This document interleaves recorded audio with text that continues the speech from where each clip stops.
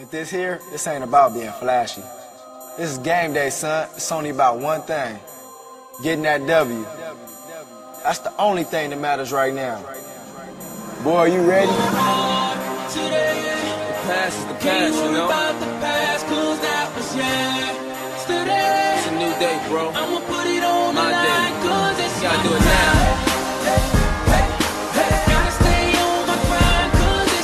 All right, back for another podcast here. Just want to celebrate the fact that Matt can't join us tonight. No more listening to him brag about his team in the home league, because I know none of you guys like to hear about that. I mean, God, Rob, you got the best record in the league, and you don't nearly brag about it as much as Matt does. So thank God we don't have him tonight. My guess, probably at home playing his new PS4. But speaking of which, did you hear about Des Bryant today with the PS4? No. What happened? Des Bryant, at a midnight release at a Dallas Walmart, went to go pick up his PS4. No way. Ended up not only buying his, but buying it for 6 other people standing there too. You think he's got to have a crew he could send to at least do that, but jeez.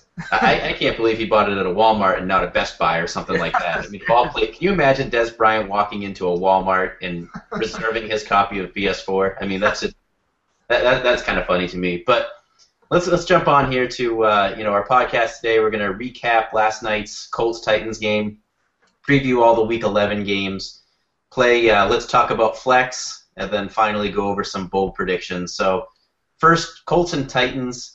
I just want to say congratulations to Matt, Rob, and I. All three of us had Donald Brown ranked higher than Trent Richardson. None of us obviously saw a 2-touchdown day coming from Donald Brown. But who can? I mean, that was pretty surprising. I mean, did you see the play, Rob, where Trent Richardson was tackled by the Titans defensive tackle when he was laying on the ground? Did you see that? I think that was an all-time low for him. I mean, the guys don't even need to be standing to take him down now, so they might as well all just sit down, stand there, reach their arms out, and see what they can do. That was just the epitome, I feel, of Trent Richardson's season this year. Just terrible. I mean, like you said, laying down tackles, that's just crazy. Yeah. By the way, can we just start referring to him as 3.0? I'm going to call him 3.0 from now on. That's pretty much his yards per carry, it seems, every year. So I think it kind of fits the bill for him. You think the Colts would go, if they could go back in time, do you think they'd still make that trade for Trent Richardson? I don't know. I mean, given the short term, definitely not, obviously, with the production they've seen. I mean, he's about to be benched for Donald Brown. We're seeing the transition right in front of us here for a round 1 pick. I mean, I think they might have still made the trade, but definitely not for a round 1.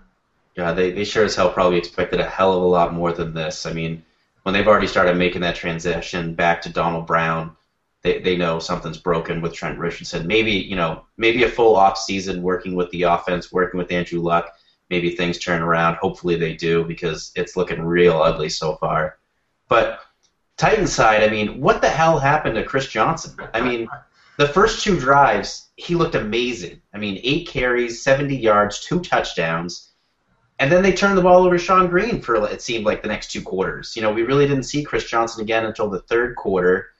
I mean, he was playing so well. I don't understand why they would have gone over to Sean Green. Our own Ty Miller kind of pointed out on Twitter, just 4 carries for Chris Johnson in the second half. I mean, what the hell happened? Why? He finished with 17 carries, 86 yards, and 2 touchdowns. Looked the best he's looked all season. I don't get it. Do you why? I mean, you're winning the game. He's looking good. Why Sean Green? Yeah, I don't know. Especially in the run game, keeping him going, keeping that clock going when they got up early, and it's not like it was a blowout. This was a close game, so I can't explain it. I mean, he didn't look injured. I wouldn't say that. He was running well. I don't think there's any explanation, really.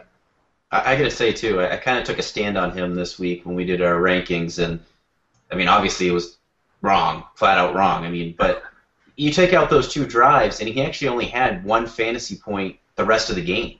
Wow. So it really did, I mean, it was those 2 drives that really kind of saved his fantasy day and gave you a hell of a fantasy day, but a little scary, too, that he did so well on 2 drives and then so poorly the rest of the game.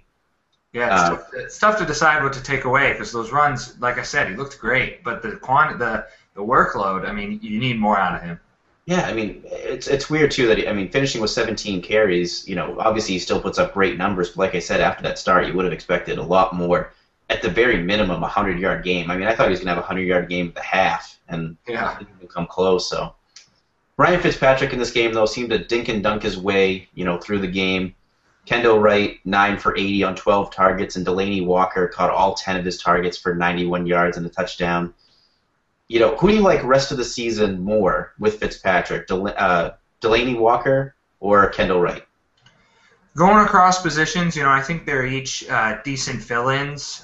Neither of them is going to be a solid starter every week. There'll be more matchup-based guys. I actually picked up Kendall Wright. I had picked up Dwayne Bowe as a wide receiver fill-in for Dez this week, but with his future looking a little hazy there, I switched over to Kendall, and I got what I expected out of him. I think Kendall's going to consistently get you that sub-10 game, but he'll never throw up anything less than 5. So, and since Fitzpatrick as quarterback, I believe Wright leads the team in targets and yards. So, he's a favorite target of his. But with Walker, I'm impressed. I mean, he caught all 10 of the targets, so you can't really trust that production. But he's a very athletic tight end with solid hands. So I think if you need a tight end fill-in, major injury happens, he might be a guy to go get on the wire. Yeah, I mean, for me, I think, position-wise, I would be more apt to start Delaney Walker than Kendall Wright. I mean, I think you're right on. Kendall Wright is very consistent, 6, 7, 8 points every game. But I feel like there's other guys that you could play matchup-based that could get you that if that's what you were looking for. He doesn't quite have that upside, but does have a really high floor to him, which is always nice, I guess, especially when you're coming into your playoffs. After my bad call on Chris Johnson, I just want to pat myself on the back here a little bit on my Titans defense call. Both you, Matt, and I think even the Football Duke all had him ranked at number 4 this week. I had them ranked at 14, and the Titans defense finished with -1 point.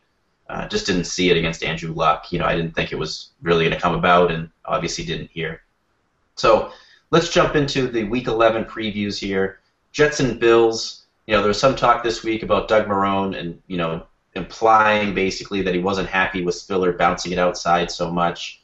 Do you take anything away from this? Do you think we're going to see more Fred Jackson, or do you think this was his way of motivating his player? I think it's strictly motivation. I mean, with the Bills' running situation, I don't trust anything until I see it on the field, really.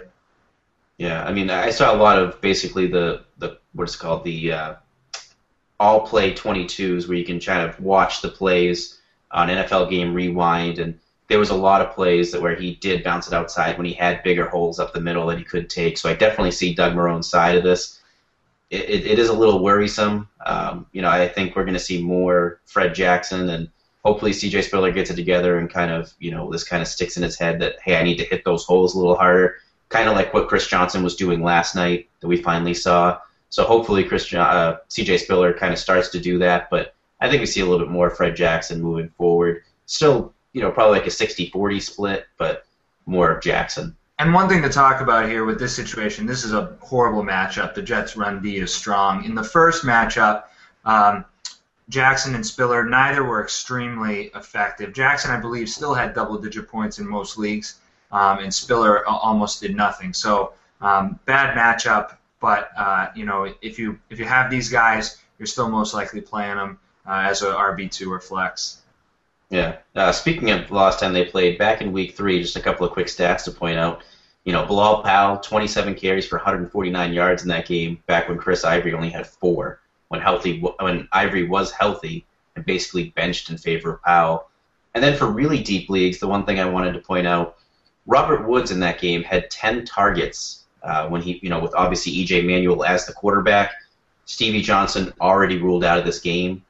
I think we could see a surprise here from Robert Woods, maybe see 80 yards, 100 yards, and a touchdown. So if you're playing in those, daily fantasy leagues, those FanDuel leagues, Draft Street leagues, that type of thing, you might be able to get Robert Woods really, really cheap and have a really nice value out of him. Jet side of the ball, though, not really a whole lot to talk about. Geno, hopefully you're not starting him. Chris Ivory, I guess if you have him, this is probably one of his better matchups of the year, so you're hopefully starting him. But if you're not starting him in this game, I don't think there's another point when you will. Rob, what are your thoughts on the Jet side of the ball? Yeah, I agree with you. Looking at the week 3, I think the team was still kind of finding themselves. Obviously, both teams with the rookie quarterbacks. It wasn't really. They're much different teams now. Woods is sort of dropping off a little bit. But with Johnson ruled out, I mean, that's obviously going to be a factor. I don't think there's a whole lot to talk about, but I think a lot of people are actually going to be relying on some of these guys as we go down the stretch. So we'll see what happens. Yeah. Ravens, Bears. Looks like we all kind of bailed out on Ray Rice this week, having them all 24th or lower. But Rob, you were the only one bold enough to put Bernard Pierce ahead of him. Tell me what you like about him. For me, it's the hot hand news. So as I mentioned with Marone, that I don't necessarily trust the talk. I think I trust the Harbaugh talk a little more. I think it is about motivation, but I think he's more likely to back it up, and I think that we'll see Pierce get a shot. And also, it just has to do with my zero confidence in Ray Rice. He's had however many weeks we've had here. What week are we even? 11 here. He's had 11 weeks to sort of to show that he can even have the hot hand. I don't think he's ever had the hot hand throughout that time. So for me, it was a 26 carry for like 74-yard game. Yeah. That was his best game. And he did have some touchdowns early on, but for me, it's a combination of a lack of confidence in Rice. And don't get me wrong, Pierce hasn't been lighting the world on fire either. But I have more faith in Pierce moving forward, and especially in this week in particular, than I do Rice. I will say this, too. The Bears have allowed over 120 rushing yards to opposing running backs in each of their last 4 games and 5 of their last 6. They've also allowed multiple rushing touchdowns in 3 of their last 4. So if you know which guy is going to get the majority of the work, flex guy, easy. I mean, it's a great matchup for whoever's going to get the most work. But to your point, you just can't trust Ray Rice. Bernard Pierce may be the better play here. The quarterback carousel kind of continues for the Bears here as Josh McCown kind of lines up under center this week for the Bears. Obviously, neither of us think McCown affects Marshall or Alshon Jeffrey's value according to our rankings. But, Rob, you had Alshon the highest at 10th, and the Ravens are actually a little stingy against opposing wide receivers this year. Besides the game against the Broncos in Week 1 where they let up 5 touchdowns to wide receivers, they've only given up they only gave up a few touchdowns since then. They do let up a lot of yards, but, what kind of numbers do you think Alshon's going to put up here that puts him in top 10 category? I think he's going to eclipse 100 yards with a touchdown. I think that's realistically, I think that's what he's going to do. I think his upside is maybe closer to the 200-yard range, depending on how much attention Marshall gets. Jeffrey has 100 yards receiving or a touchdown in 5 of his last 6 games, so he's been a consistent producer. And then only A.J. Green has more 100-yard games this season. So for me, I'm seeing enough out of Alshon to consistently rank him that high, even with maybe not the most favorable of matchups. Yeah, I mean, I think I still have him at 12th this week, so I still have him very high as well. Like you said, it's been consistent. It's been 100 yards or a touchdown, it seems, in every game. So while he may not finish as a top 10 wide receiver this week, you have him ranked that high because of the consistency. You know you're going to get a high floor from him. Matt Forte has kind of been the poster child this year for consistency with 8 straight double-digit fantasy days until last week. This week he gets the number 1 ranked Ravens defense against opposing running backs. They've only allowed 1 rushing touchdown all year to running backs, and only Eddie Lacy has gone for over 100 yards against them. We both have him at 10. Matt has him at 6, but, you got him. You're starting him, obviously. Just something to note there. Again, going back to like the daily fantasy leagues, the fan duels, the draft streets, maybe not a guy to put your chips in on. Browns and Bengals. There seems to be a lot of talk about how bad Andy Dalton is and how bad he will be in this game.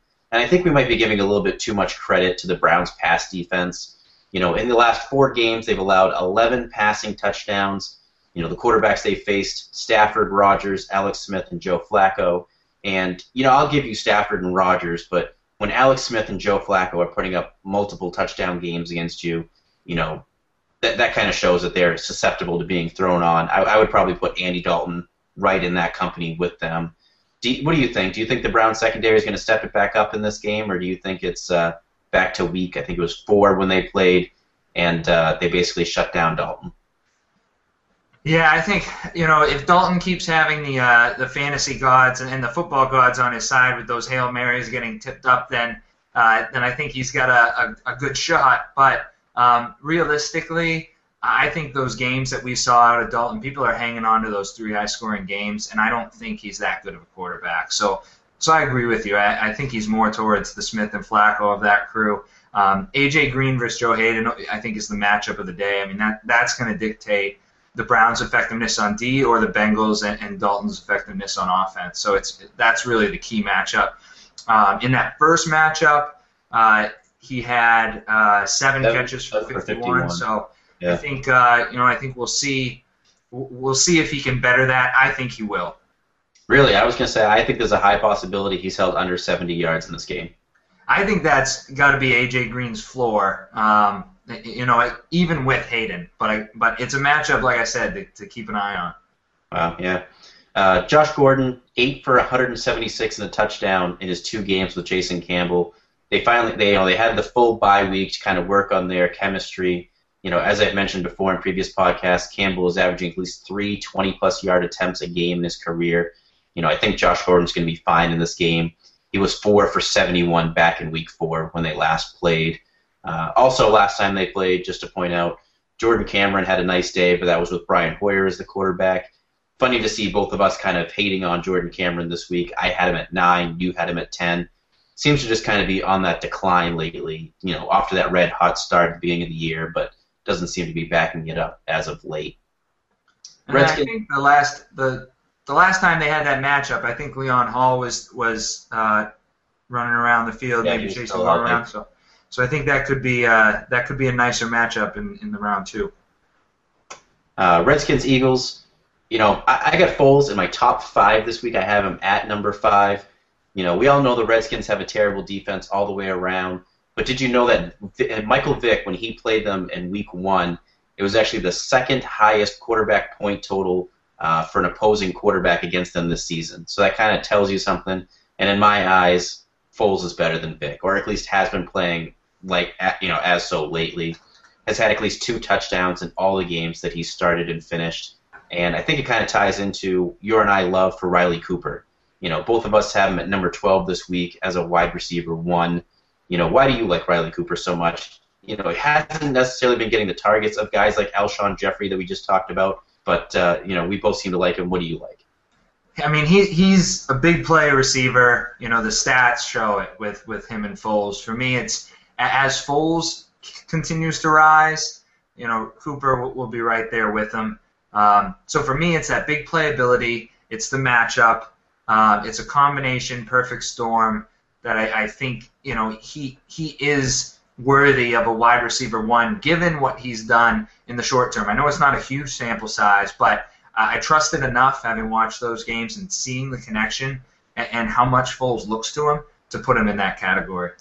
Yeah, I mean, he's had a touchdown in each game that he's played and finished the whole game with Foles, and in those 3 games, he's had a total of 6 touchdowns. So he's getting it done, and I've seen on Twitter a lot people saying, take out the big plays, and this is what he's done. Take out the big plays, blah, blah. You can't take out those big plays because that's part of his game. I mean, the other thing that frustrates me about that is when he catches a 50-yard touchdown, if you take that out, if that had just been a regular drive, who's to say he wouldn't have had 2 or 3 catches on that drive for 30 or 40 yards anyway? So you can't just take out those big plays. They're still part of the game. That's a big part of his game, especially with Foles. We've seen it from other guys like Josh Gordon, Torrey Smith. It's just part of their game. You can't just take those out. Just despite how bad we talk about the Eagles' pass defense, over the last 4 games, they've only allowed 2 passing touchdowns. They haven't exactly played the toughest of quarterbacks lately with, Romo, Eli, Pryor, and Scott Tolzien. But, I mean, still, I think their defense is kind of stepping up here a little bit. Going on that a little bit further, Eagles have only allowed 1 touchdown to tight ends this year. and they're the 6th best team against the tight end. So I think you should tame your expectations a little bit against Jordan Reed. But Rob, you have him ranked at number 1. What's going on there? I mean, you got him over guys like Gronk and Jimmy Graham. That's crazy. That's crazy. For me, it was, it's about the targets, the consistency of targets, and it's also about matchups. So I look at the top 4 as being pretty clear with Graham, Gronk, Reed, and Thomas, and then I see Cameron knocking on the door with maybe the 4 or 5.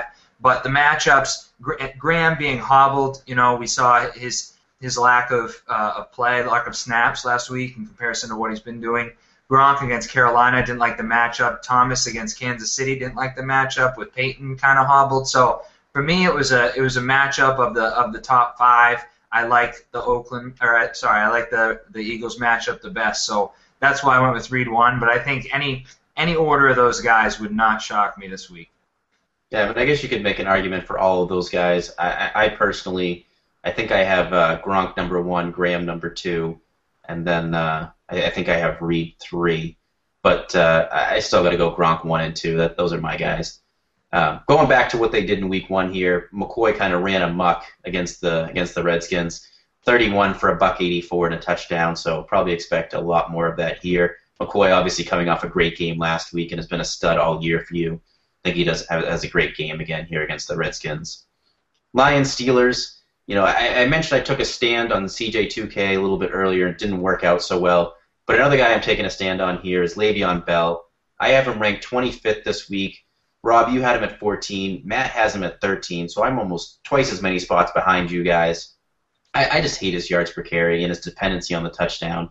Detroit has not allowed a rushing touchdown to a running back in 5 straight games and is only allowing a little over 3 yards per carry in those 5 games. I just don't see it here. I mean, I understand he's involved in the passing game, but for some reason, something tells me he's going to get shut down here and have 15 carries for 30 yards, that type of day. What do you like about Le'Veon Bell? You mentioned it. It's his involvement in the passing game. Granted, his yards per carry isn't anything to write home about, but his total yards, he has 99 total yards or a touchdown in 4 straight games. So he's getting yards. He's being productive, and for me too, I don't trust any of those receivers.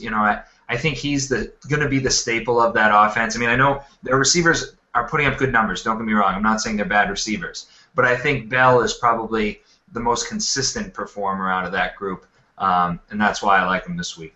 So you kind of think of him as the Kendall Wright of running back, somebody with a high floor because of the volume.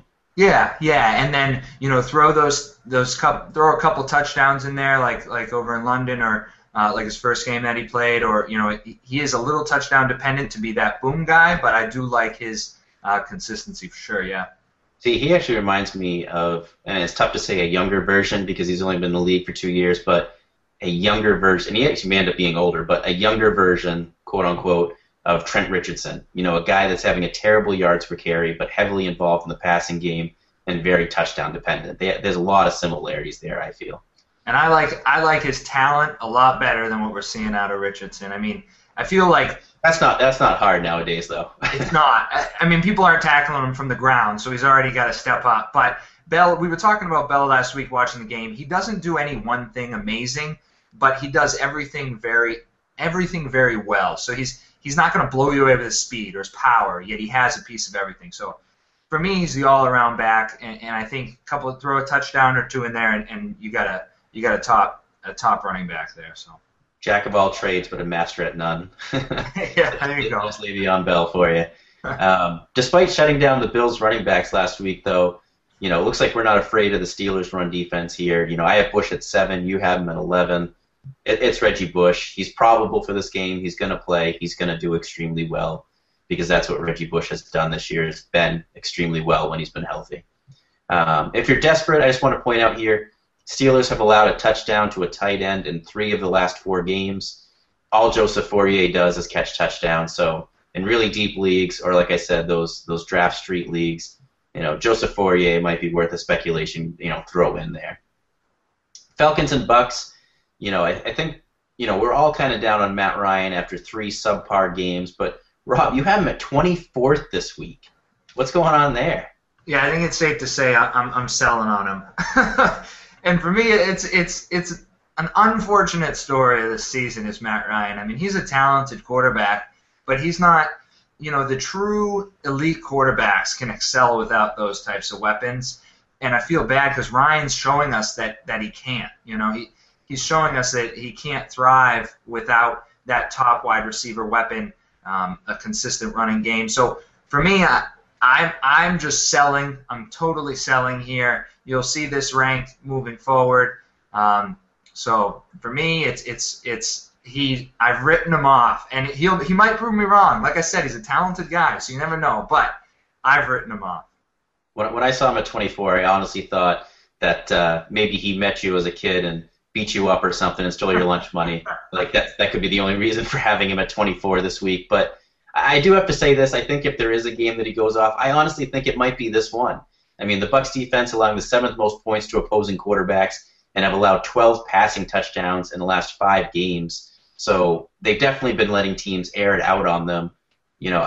This could be the game if there was going to be one. But Rob, I'm kind of with you. If he can't get it going in this game, then I don't think he's going to be getting it going. Another guy I don't think is going to get it going in this game is Steven Jackson. Bucs 6th best against the run this year, have only allowed 1 rushing touchdown to a running back, and Steven Jackson averaging just 2.25 yards per carry since returning from his injury. I'm all done with Steven Jackson. Just like you're all out on Matt Ryan, I'm all done on Steven Jackson. And then finally, don't think the hate is only on Steven Jackson and Matt Ryan here, because I have Roddy White ranked 48, but Rob, you didn't even rank him. You don't rank him at all. You have 60 wide receivers that you liked better than Roddy White, even though 2 teams were on a bye. Tell us, while Matt Ryan was stealing your lunch money, was Roddy White over there making out with your mom? What's going on? All Falcons droppable. No, I'm just kidding. They're not all droppable. White for me. So for me, I was looking at the snap counts of last game and trying to figure out what was going on. I rewatched the game. He was on the field 56 of 58 snaps. He ran 43 of 44 routes, and he was held to 1 catch. So for me, it's not a matter of opportunity anymore. He has the opportunity. He's just not producing. And so I'm not going to rank. You will not see me rank him until he tops at least 5 fantasy points. I don't care the matchup. Wow. I don't care what's going on. I need to at least get 5 out of him to rank him. Roddy White is dead to Rob. There it is. Mike Glennon faces a Falcons defense that's allowed 2 or more passing touchdowns in 8 out of 9 games this year. In our home league, I'm actually starting him over Colin Kaepernick and ranked him that way with Glennon at 10 for me and Kaepernick at 19. I think there's a big day coming for both Glennon and Vincent Jackson in this game. They're 2 of my guys I'm going to talk about a little bit later in my bold predictions. But, back in Week 7, as I mentioned, VJax had a crazy good game, 10 catches, 138 yards on 22 targets. What do you think of Glennon and VJax this week? Well, Matt would applaud you going with your rankings this week, unlike the last week. But I think this one's going to work out for you. I really do. I think Glennon is obviously a hot pickup this week. You see him a lot of teams that either Romo owners or teams with maybe Rodgers. This is a great guy to pop in this week. I think he's going to have a big day. And VJax, he's been down lately, and he makes me nervous. I had him in our home league. I had to trade him away just because I wasn't ready to put up with the ups and downs. But, with the ups and downs, at least there are ups, and when there are, it's huge. And I think this is going to be one of those weeks. So look for a bounce back week from VJax, and then Glennon I think is a great quarterback to plug in if you need to ride a guy for just this week. Yeah, last week they really went to the running game and kind of got away from Glennon. Glennon typically has been having about 40 pass attempts a game, and last week only had 21. So I think they kind of get back to that. I think last week was kind of an oddity for them. They were finally winning in a game, and I think they were trying to grind the clock out a little bit too much before losing it, obviously, at the end. But I think we're going to see him back into the throwing nature that he's been in, and Vincent Jackson and Timothy Wright, obviously his 2 biggest recipients of that. All right, so Cardinals, Jaguars, so far, I was the highest on MJD. You know, I had him at 15 this week. You know, you and Matt both had him at 27. To be honest with you, I mean, the Cardinals are only allowing 3.4 yards per carry this season to opposing running backs, and MJD on the season just 3.0 yards per carry. Call it a gut call here, but I think this is the second straight week he finally, you know, he gets back into the end zone again. You know, total gut call. It's a bad matchup. It's a bad player. Gut call. That's all I can really say. I mean, not really too much there for you, but Jaguar side, I just want to say that the Jags have given up the third most points to opposing QBs. You know, so over 20 points in 5 out of the last 7. I have Palmer at 15 this week because of the matchup, and strictly because of the matchup. And to be honest, I feel a little dirty about it. Like, at no point would I ever feel confident starting Carson Palmer as my quarterback. But the matchup is just so good. How do you feel about that, Rob? When you have an outstanding matchup like this, you know, how do you feel about talent versus matchup? In this case, with Jacksonville, I think I look at the matchup, but you know, with these mediocre teams or these, you know, sort of below average, I don't look into the matchup too much. But with Jacksonville, like you mentioned, you know, they're not doing anything against opposing quarterbacks. Palmer is showing some signs of life. I think he's looking better as of late, maybe understanding the offense a little better, getting more comfortable. What's funny is I had him at 19, and I actually think I'm a little low on him. Matt didn't even have him ranked, so I'm curious. You know, maybe he doesn't necessarily believe in the matchup as much, but for me, I think he's definitely worth ranking, and maybe even taking a shot on with the matchup. Yeah, I'm actually really worried because I play against Larry Fitzgerald in a bunch of leagues this week. And, I mean, typically Larry Fitzgerald, you're not worried about him. You're not worried about his production. But obviously when you're playing against the Jaguars, that's just, again, it's more fantasy gold for you. You know, start anybody basically against the Jaguars, and they're going to have their, you know, season-high game in that game. Hopefully, too, we'll get to see Andre Ellington run a little free in this game. You know, have them – eventually they got to get away from Mendenhall, you would hope. Eventually Arians is going to have to give up on his guy that he basically brought with him from Pittsburgh. I mean, just come on. Just get away from him already. It's just let Ellington go. Let us see what he can do. Raiders-Texans. Terrell Pryor looks to be a game-time decision after being limited in practice all this week. You know, reports are that he doesn't have a visible limp, and he is taking the first-team reps in the walkthroughs. But if he can't go, Matt McGloin will get the start. Don't even know who that guy is. I mean, that's how bad we're getting now. You know, they cut Matt Flynn as the backup. This is the new backup. You know, I think if McGloin goes, it might actually give a little bit of a bump to a guy like Denarius Moore and Rod Streeter, just because you can't get much worse than Terrell Pryor in terms of passing, I feel. I mean, Pryor is basically, you know, outside of Colin Kaepernick, probably one of the worst throwing quarterbacks in the league, you know, as far as yardage goes, and I think completion percentage as well. Yeah, I'd agree. I think, you know, speaking of not only staying away from the Falcons, but Oakland wide receivers, I'm staying away from them as well. You can't trust Pryor. He's looking lost out there. If he were fully healthy, I think maybe and could step into some throws, obviously, we'd see a little bit better production out of him, but he's not a great thrower even as is. So when he's hobbled a little bit, you got to sell. Yeah. Kind of go hand in hand, those receivers and quarterbacks. If your quarterback can't throw, it makes it obviously really difficult there. Not much else on the Raiders side. I mean, Rashad Jennings gets the start again. Has looked good these last couple of games, but I still can't just see myself, you know, putting him into my starting lineup. And then, you know, real quick for the Texans, Raiders are the 8th worst team against opposing wide receivers. You know, I think this is going to be another great game for Andre Johnson and Case Keenum. You know, I actually have Andre Johnson not only as my number 2 wide receiver named Johnson, but as my number 2 wide receiver overall this week. You know, it's just amazing. 5 touchdowns in the last 2 games. Prior to that, it took him 28 games with Matt Schaub to get those 5 touchdowns. I find it kind of funny that I saw a stat today that those 5 touchdowns in the last 2 games is actually 8.2% of all of his touchdowns in his career in just 2 games. So that kind of tells you something. How do you think Andre Johnson will do in this game? I'm right there with you. I got him 4 overall. I think the Keenum connection is a great connection.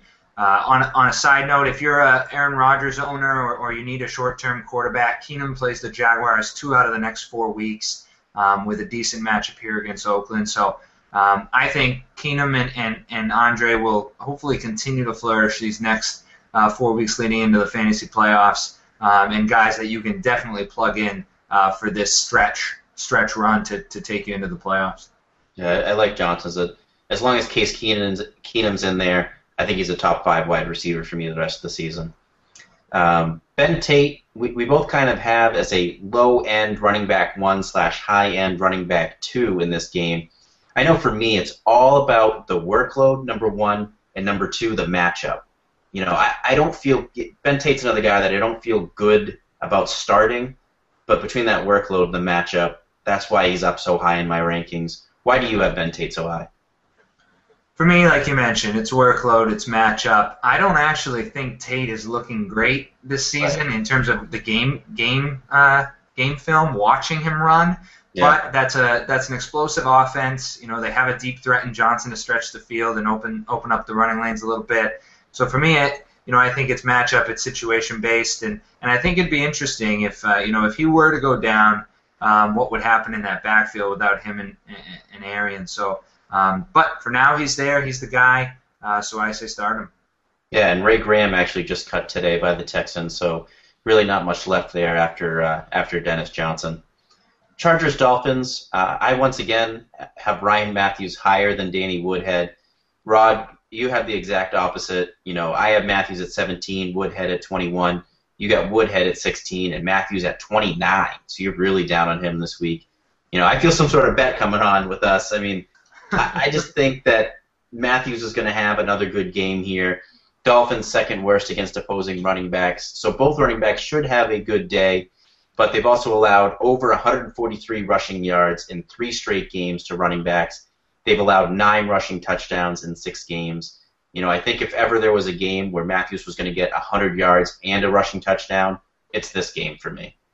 What are your thoughts? Why do you have Woodhead ahead of Matthews in this game? You know, I don't think it's that strange for 2 fantasy rankers to have such a flip-flop with these guys because, you know, it's really about which Chargers offense is going to show up. I mean, Matthews, he only played 26 snaps in Week 10, and he had those 2 weeks of consecutive 20-plus carries. So it's all about the usage and who you think is going to be out there. The Dolphins are a strong passing defense, so you know I'll give you that. That's maybe one reason that you might think Woodhead might not necessarily be the guy, and that they might pound the ball. But for me, it's as of late, Woodhead I think he's been the more productive running back. So for me, I'm kind of riding that. But you're right. I wouldn't be too shocked if it were the other way around. If Matthews gets some carries in this game. Again, for me, you know, it's a lot of the matchup there. You know, really great matchup for him, so he could really come through. Speaking of guys, you know, you mentioned having a hard time basically trusting Ryan Matthews. I have a hard time trusting Lamar Miller or Daniel Thomas. Jeez. You know, missing 2 of their offensive linemen with Incognito and obviously Jonathan Martin with that whole thing. Last week they combined for 0 rushing yards. That's 0 they combined for. You know, I have Miller at 23. You have him at 24. You know, besides the Redskins game, the Chargers' run D has actually held teams in check with 0 rushing touchdowns. So you lose 2 starting offensive linemen, that's going to kill any running back's value, especially when you're already just mediocre talent, like both Lamar Miller and Daniel Thomas. Mike Wallace, I just wanted to mention here, wasn't on the injury report on Wednesday, then showed up as a limited participant on Thursday. I'm staying away from him. I already had him before this news at 31. You know, Rob, you had him at 24. I think with the injury news, you know, and basically his offensive line being hurt, they've been, you know, dumping the ball off kind of quick. We saw last week, you know, a lot of short passes to Rashad Matthews. I think Matthews is actually going to move up past Wallace on my Friday updates today. I don't see them with their offensive line being able to get the time for the down the field threat to Wallace, and then being banged up might kind of hinder that long playability for me. What are your thoughts on Mike Wallace? Yeah, I agree. I mean, Wallace Wallace, at least his value right now is really low. I mean, he has talent. He's a talented wide receiver, but he's just not producing. I don't know if it's the scheme or if it's the matchups or what it is, but I think he has more talent than he's shown us. So he might be a decent buy low. I mean, we're talking trading bench players here. We're not talking starters, but you're right. For me, he's on my bench until it proves otherwise, especially when guys like Rashad Matthews are outperforming him. Yeah, and I think we mentioned on last Friday's podcast, Wallace has been without a touchdown now, I think, since week 1 or 2. It's been a long touchdown drought for him as well. 49ers Saints. Last week was Jimmy Graham's first week without either 100 receiving yards or a touchdown. Rob, it looks like you ranked him as such, putting him at 3rd this week. I'm just kidding. I still have him at number 1. We kind of talked about this with the Jordan Reed situation. You obviously think it's because of his injury a little bit. Still a top guy for us. You're still obviously playing him if you got him. You're not gonna have a better option than him. It's not possible. You won't hear this often, but I just want to say too, I just wish Matt was here for just this part of the podcast. He has Colin Kaepernick ranked 10th this week against the Saints pass defense that's 3rd best against opposing quarterbacks. And Colin Kaepernick, I talked about him a little bit in my Mary Cheat dump a couple weeks ago. Just 158 yards passing a game since week 2. I mean, the last 3 weeks, the Saints defense has held opposing quarterbacks to under 10 fantasy points per game on average. Full disclosure, that was Thad Lewis, Geno Smith, and Tony Romo, but still. And he's good. He may be without Vernon Davis, whose status is still up in the air after his concussion last Sunday. Crazy. How do you put Colin Kaepernick 10th? 10th. The only thing I can think of is that he's thinking this is going to be a shootout. But the 49ers D is a competent defense. I mean, the Saints aren't going to put up, they're not going to put up 50 points. So I don't know what he's thinking. But. I just wish he was here so we could really ask him and dive into this and find out. I'm sure he'll fill us in on Tuesday, but. Yeah. For now, just disregard that number 10 ranking of Kaepernick by Matt. That is ridiculous. 49ers defense, kind of talked about them being good. They're actually bottom 3rd in the league when it comes against opposing running backs that they've been facing. And now they get, the three-headed beasts of Mark Ingram, Darren Sproles, and Pierre Thomas. I have Pierre Thomas the highest. You didn't even rank Sproles. What is going on there? Another guy, I don't know, maybe week 11's the yard sale week here, but I am selling. After this many weeks, we've seen enough to know. We know what's going on. Trust your instincts, trust what's happened. Fantasy is all about looking at the past to project the future, and that's tougher in the beginning of the year when you're looking a year back, new schemes, new offenses, new coaches, new players. This is pretty set in stone at this point. We're 11 weeks in. 10 games in for most of the team. So for me, I'm selling on Sproles. I can't trust him enough. Sproles is the number 23 running back in standard scoring leagues. And you don't bold. Even rank him? It's bold. I'll give you that. It's bold. But, I'm trusting my gut with this one. I am. I would hate to see you as a mob guy because I feel like there'd be so many dead people around you. You'd be like, you're dead to me, you're dead to me, you're dead. You can stay. You've been all right now. But, man, you were ruthless when it comes to these rankings. Yeah. Packers, Giants, Andre Brown. You got to show it to us. Andre Brown, Packers have allowed 150 or more rushing yards to running backs the last 2 weeks. Given his workload, we both got him as a running back 1 this week. He just not that he looked great last week, but he got a great workload. And it's obviously a great matchup for him this week. And then, I know it's a little odd, but I want to talk about team defenses here for a second. I know we don't talk about that a lot because, pretty much it's usually kind of up in the air when you talk about fantasy defenses. But, I kind of said a couple weeks ago, start your team defense against the Giants. And it's showing even more than before. I just want to say at least 8 points for every team that's faced the Giants this year. They've had at least 8 fantasy points, and in 8 out of the 9 weeks that a team defense has played against the Giants, double-digit fantasy points. if you streamed defenses for this whole time and purposely went with that strategy, I'm going to start the defense against the Giants every week, they would have gotten you 135 points, good for second best behind the Chiefs, 143, and you would have actually had 36 more fantasy points than the Seahawks defense. So streaming a defense against the Giants would be considerably better than having the Seattle defense every week. Rob, what do you think of that news? Obviously you couldn't take that as a valid strategy. I'll give you though the numbers that they do add up.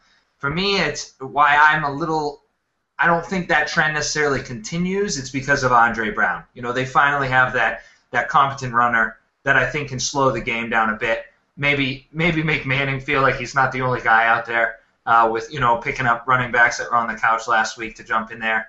So I think Andre Brown slows the game down a little bit, and I think Packers without Rodgers, I really don't think this is going to be a blowout. I think it's going to be a low-scoring running game with two quarterbacks who can hold onto the ball and have physical run styles. So that's one of the reasons I didn't think it was going to be that there wasn't going to be the opportunity. I mean, granted, it's Eli Manning, so there will always be opportunities for pick sixes and whatnot. But for me, I think it's going to be a ground and pound game, and that doesn't bode well for defense.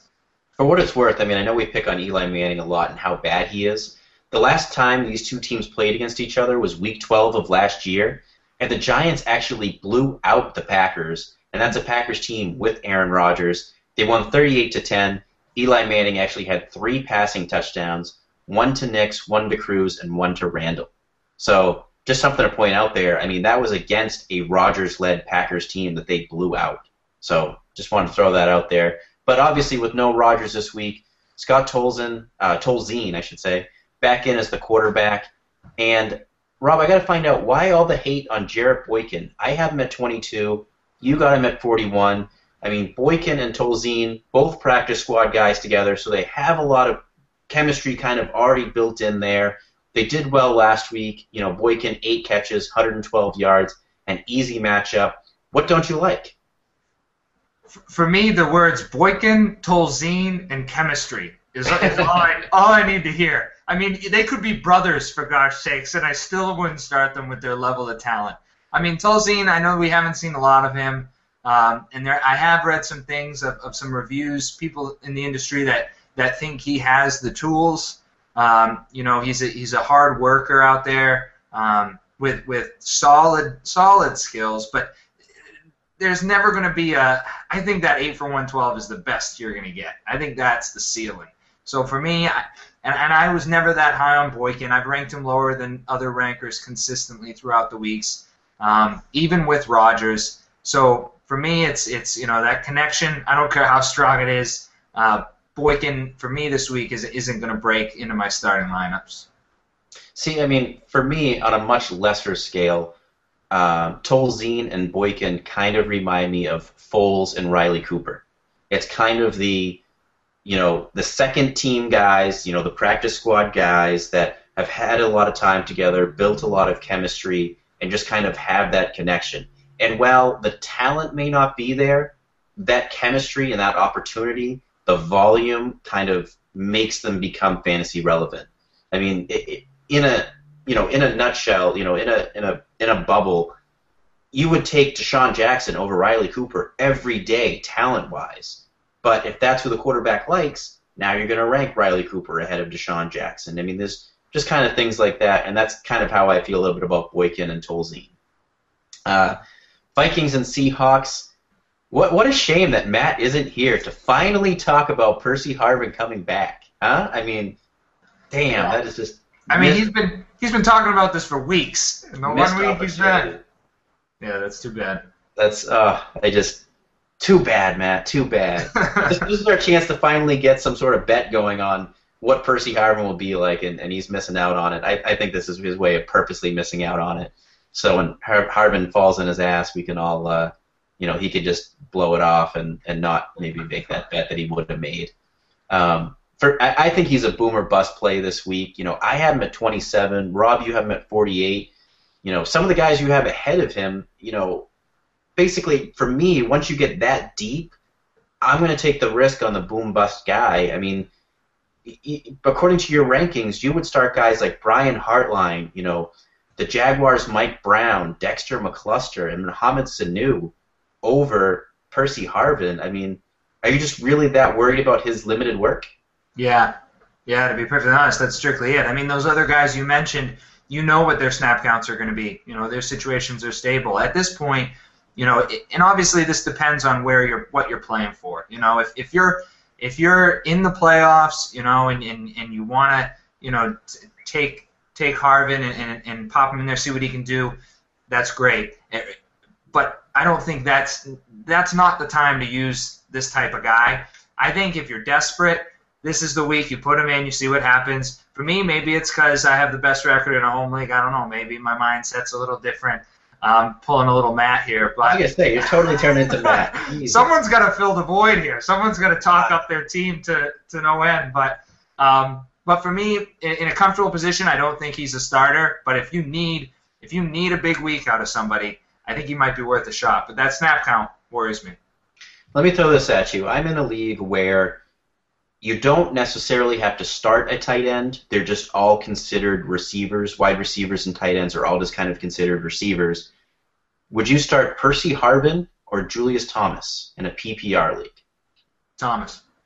Wow, really? I'm actually going Percy Harvin there just because I think there's more upside, but that's a real scenario that I have. And like I said, I'm going Harvin just because I think there's more upside, especially in a PPR league.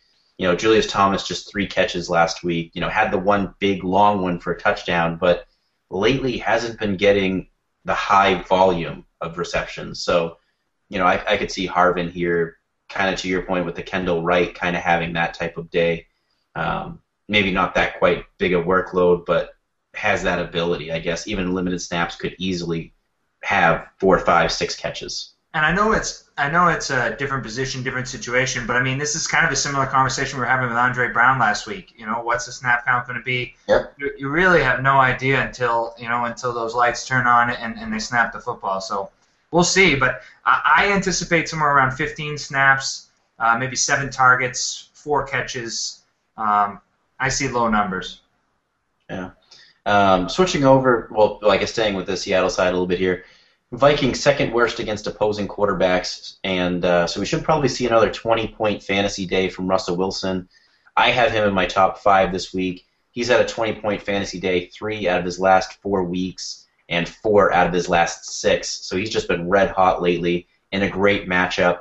I think the only thing that could derail the Russell Wilson train here is if they get up big early and Marshawn Lynch kind of takes over, beast mode kind of takes over, and Lynch ends up finishing with, you know, a 150-yard day and 3 rushing touchdowns or something like that.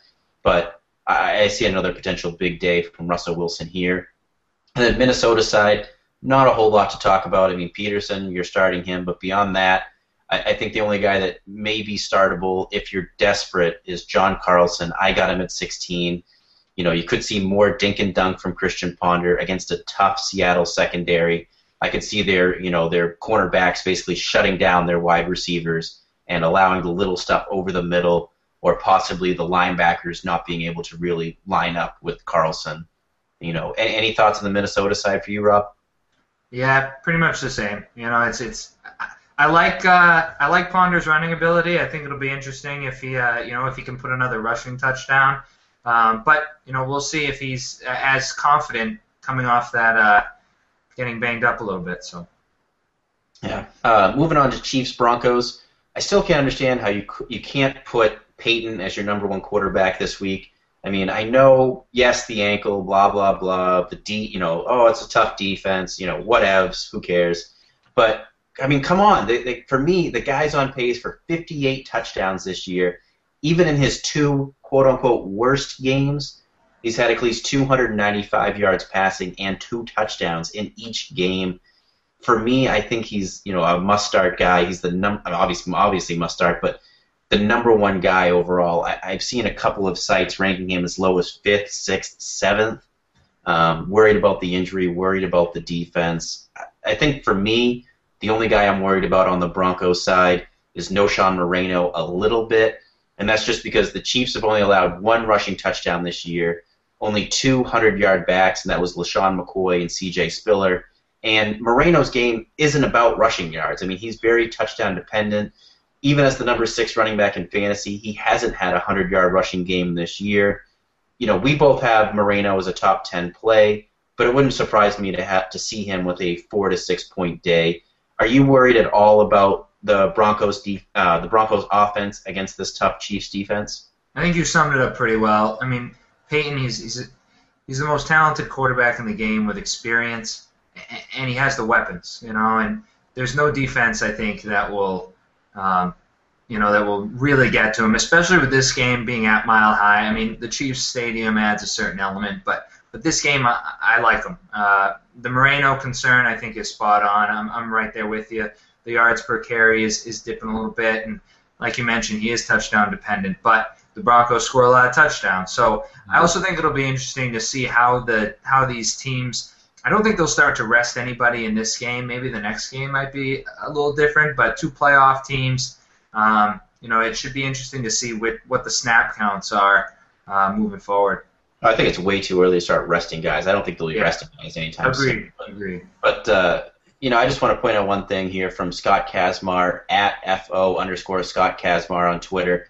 Kind of threw out a nice stat today saying, Peyton Manning this year has 33 passing touchdowns in 9 games. The Chiefs have 30 passing touchdowns since 2011. In 41 games, the Chiefs have 30 passing touchdowns, still not as many as Peyton has in the 9 games this year. So let that sink in for a second. That's amazing.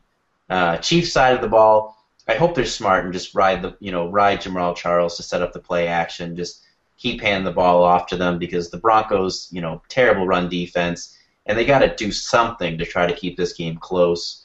And then I've been seeing a lot of questions about the Chiefs' defense this week. Don't get cute with it. I mean, it's the Broncos, They've only allowed positive points to an opposing team defense 4 times this year. I have them at 30. Rob, you have them at 28. I'd love to ask Dugal why he has them at 12. I mean, you're not stopping this Broncos defense. This is crazy. You got to have them way down there. Even an elite defense like them, it's Peyton Manning. He's going to audible. He's going to find ways to pick you apart and beat you. Just stop. I mean, last year when these teams played each other twice, just throwing it out there real quick, Decker and Demaryius Thomas combined for 22 receptions, 344 yards, and 4 touchdowns. Just in case you needed another reason to start Eric Decker and Demaryius Thomas, there it is. Patriots, Panthers. Rob, why you no rank Shane Vereen? What is going on there? I mean, I was the only ranker to have him ranked, and I ranked him 28th this week. For me, I mean, week 1 when he was healthy, he had 21 touches, 159 total yards. He had 14 carries, 7 receptions, highly involved in both the running and passing game. It was week 1, so obviously they game planned for him. They knew they wanted to use him. And if you remember back, when Vereen was placed on the IR designated to return list, it kind of came as a surprise to everybody. It sounded like he was maybe not going to miss any time, but at the most 1 or 2 games type of thing, and then all of a sudden he got put in the IR. So I think he's had more than enough time to get healthy, and I could easily see him getting 10 to 12 carries in this game, 4 to 6 receptions, and I think honestly that that's his floor, and his ceiling is much, much higher. They've had 2 weeks to prepare against this Panthers defense, so I honestly think Vereen and Ridley have good games here. But what was it about Vereen that made you not rank him? For me, looking back on it, I think, we rank 50 running backs. Do I think he's going to be a top 50 running back? I think so. I think if I had to redo my rankings right now, that's true. I'm backing down. I almost never back down from my rankings, but you've convinced me. I'm stubborn. I usually stick with them, but this one, I'll give you. I think he's definitely worth a top 50 play. The matchup isn't great. No, the matchup is bad. I just think the added time that they've had to game plan for it helps a little. Agreed. And he will be eased into it, but even him being eased in is better than is top 50. Well, like I said, though, I mean, him being on the IR, it came as a surprise to everybody. So I think he's had way more than enough time to get rested up. So I don't think he's going to be eased in at all. I think he's going to be thrown right in there. I think he's probably been ready for weeks, but he's been on that IR, so obviously hasn't been able to return. And not to mention the injury being the wrist. I mean, he's probably still been working out.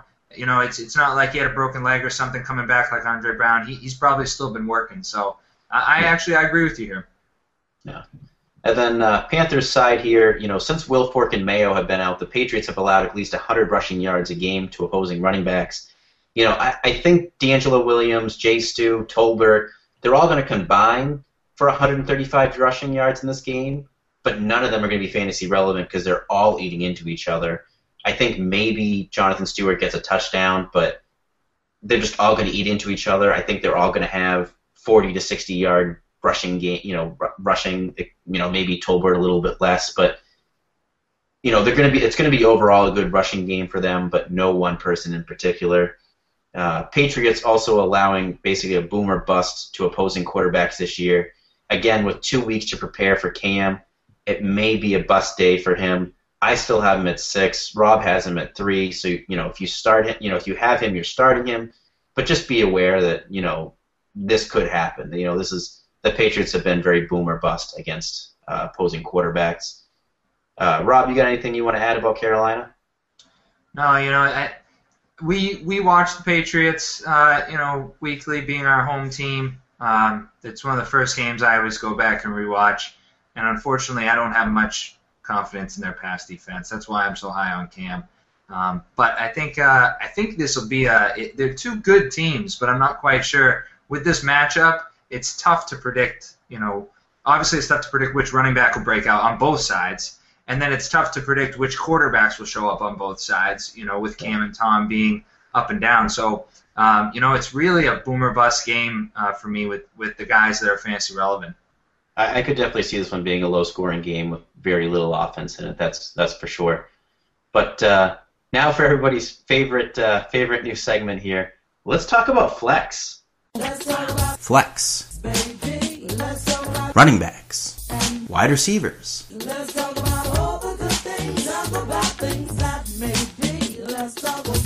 Flex. Flex. Flex. Oh, it's great. Don't you love it? You just love the music. All right, so let's talk about these 6 guys that are all flex worthy, and let's rank them for everybody here so they get an idea of how we rank some of these running backs compared to these wide receivers. Since I know we don't have an exact ranking sheet of all the running backs and wide receivers on the site, so I'm going to throw out 6 names: Steven Jackson, Pierre Thomas, Bobby Rainey, Ruben Randall, Marcus Colston, and then we talked about him earlier, Mike Wallace. So I'll lead off if you want. I'll tell you how I kind of rank them. I love Pierre Thomas. I'm going to have him number 1 out of these guys. He's been getting a lot of the workload lately. 24 touches last week.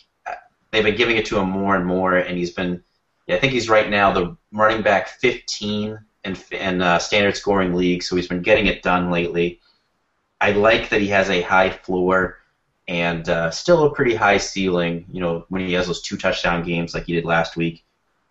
Next, I go Ruben Randall, Marcus Colston, Steven Jackson, Mike Wallace, and then finally Bobby Rainey. As you can see, I'm just not interested at all. Actually, really, after Colston, it kind of drops off for me. Jackson, Wallace, and Rainey, if I can help it, I'm not starting them, but I'm going to put them in that order because I think Jackson, potentially he could get a bigger workload and kind of get more involved. Wallace, I just hate him. And then Bobby Rainey, I'm not really trusting the number 2 running back for the Bucks. Rob, how would you rank those guys? We're gonna differ a little bit here, and you kind of spoiled one of my bold predictions, so I'll wait to go into it. But I have Bobby Rainey at number 1. More to come later. Pierre Thomas. Then I like Ruben Randall. We're staying true to the selling all Falcons here. I got Jackson probably behind Colston, so I have Rainey, Thomas, Randall, Colston, Jackson, and then lastly Mike Wallace. And check my rankings. It's that's probably as close as I can get them, I think. But yeah, more on Rainey coming up. Yeah, I mean, obviously we all hate Wallace, and I can't wait to hear what you got on Bobby Rainey. This should be interesting. So let's jump into it. Let's jump into our bold predictions here. I'll kind of jump into a few of mine here first. Le'Veon Bell, You guys know how much I hate him. I've been talking about how much I hate him since pretty much he's come into the league. I'm going to say under 6 fantasy points this week. Mike Lennon, like I said, I had a bold prediction for him and Vincent Jackson. 4 touchdowns this week, I think, for Glennon. 3 of them are going to go to Vincent Jackson.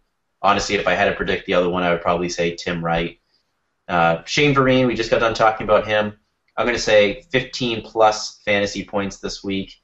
And then Ryan Matthews, I'm going to say, is going to finish as a top 10 fantasy running back. So I can't wait. I had to rush through those. Rob, I got to hear, why Bobby Rainey? Well, there's not going to be any science behind this. But, Tampa Bay, it's a hard-nosed team. They want to run the ball. And Rainey, I think, is the only running back, even though you mentioned he's the number 2, that's still a little unclear right now. We'll have to wait and see. But I think Rainey's the only running back that they can really ride. I don't think Leonard can be an every down back. I think Rainey is motivated more than ever. I think that you can't ignore that drive, being pretty much shoot out of Cleveland. And talent-wise, I think the talent's there. So for me, I think this is a breakout week for him. Another thing is, if Mike James, granted a talented running back, thrived in that offense. I mean, as he was before he broke his ankle, I believe. But before he broke his ankle, he was being talked about as almost a must start, and he wasn't even being talked about. I didn't even know who he was. I'd be lying if I say I knew who Mike James was at the beginning of the year. So for me, I think Rainey's going to fill that role almost just as well. So I see him as a must start. I put him at this week. I put him at topping 100 yards and a touchdown, which I think is bold. I know any starter in the NFL, you can't say 100 yards and a touchdown is bold. But yeah, but Rainey's not necessarily the starter, so I'm with you on that. That one's bold. Real quick, I just wanted to mention your Mike James story there reminded me of something. I thought it was hilarious in one of my Dynasty leagues last week before Mike James broke his ankle. There was a Dynasty League trade, Jeremy Maclin for Mike James straight up, which normally, obviously, you would want the Maclin side, but the guy trading for James wanted James because he's in playoff contention this year and wanted James for the rest of the year. And the first week he has him, he breaks his ankle and it's done for the year. So I just wanted to throw that out there. I just thought that was really funny. The guy's targeting Mike James for the rest of the year to help him out through it and kind of screwed himself. That's just bad luck, I guess. But yeah, that's some foresight there. I bet that guy had no idea what he was actually doing. Maybe he was just like a Miami fan or something and taking a flyer. Who knows? No. My second bold prediction, boomer bust guy, leads the league in yards per catch, Kenny Stills. I think he finds the end zone twice this week, over 100 yards. So I think he's a guy to take a gamble on in a flex spot. And he's been performing as of late. My last bold prediction, I'm going to stay in the same game, and I'm going to say Mario Manningham also puts up 2 touchdowns. Wow. And I'm going to say he breaks 100 as well. So I got sort of the bold prediction for 2 guys that aren't expected to hit that. Manningham, I think, second week back, getting back in the flow of that offense. That would certainly help Matt's Kaepernick prediction, which we won't talk about. I was going to say, I really hope Manningham does not have 2 touchdowns. Even Cap can huck it up there sometimes. So maybe he'll throw up a few Hail Marys that bounce around. You never know. But I think Manningham is going to get a little more comfortable in that offense. I really hope that doesn't happen. I really hope that doesn't happen. Make sure to follow Rob and I on Twitter, me at Marcus Katkin, Rob at R. Drouin. And make sure to keep sending those questions to #BlindsidePod or blindside@blindsidefootball.com. Don't forget, Sunday mornings, noon till 1, Matt, Rob, and I live tweeting every Sunday answering your start-sit questions. Send them to #AskBlindside. Got one question this week. Comes from Rodney Birch at Rob the Hod. And he's got a flex question for us, so it's working. They're liking the flex. Little flex appeal. I'm shocked you're not playing the drop here. I mean, I should. Good opportunity to. Percy Harvin, Keenan Allen, Ray Rice, or Steven Jackson. Pick one. Who are you starting? Rob, I'll let you go first because I think you know my answer.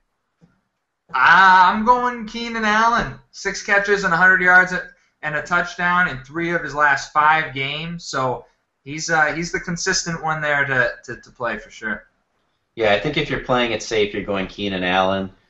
I like to be a little bit more risky. especially when I have a guy that I consider to be pretty close in ranking to Keenan Allen. I'd rather take the guy that I think has more upside.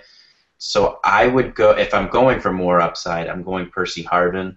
But if I want to play it safe, I think Keenan Allen's the way to go. Don't forget, we're looking for more fantasy football bloggers, so if you think you have what it takes to join the Blindside team, then email us at career@blindsidefootball.com. Just send us a couple of your writing samples, and let's get you on our team. Rob, I got nothing else to add. You got anything you want to add before we go? No, just good luck to everybody, and another glorious Sunday of football. Yeah, good luck to everybody not named Mario Manningham this weekend. All right, guys, we'll talk to you on Sunday morning. Yo, check it, it's my time. I'm rapping about Blindside, fantasy football podcast in this rhyme because they got me the inside scoop on Adrian Peterson. Yeah, he's that dude on Cam Newton. Yeah, they give me the news more on Megatron, Calvin Johnson if I stay tuned. On all quarterbacks, RG3 happens to be the fastest QB in the league. In fact, Colin Kaepernick is rider QB for them 49ers. It ain't hard to see, Some awesome people hosting Marcus Katkin and Matt Dugal. You should be joining. Skinny or fat, short or tall, anyone can tune in to Blindside Football. Have a try, dude. Listen on iTunes or blindsidefootball.com.